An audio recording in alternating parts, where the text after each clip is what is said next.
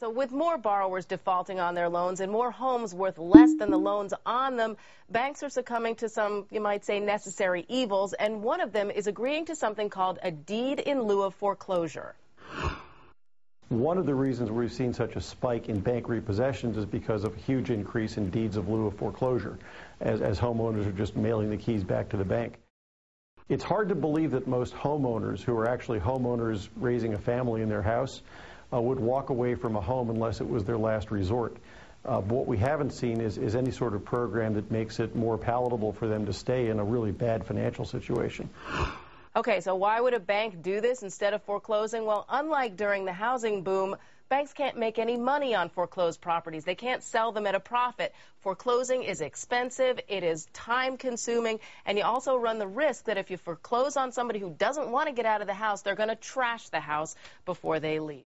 To the extent they're happening, we ought not to be subsidizing people to avoid them, because in effect what we're doing is telling people who can or won't pay back mortgages that there are no negative consequences to that, and we're telling all the people who can and will pay their mortgages that they have to be the subsidizers of the last resort. That's not fair, and it undermines the integrity of the mortgage as a financial instrument.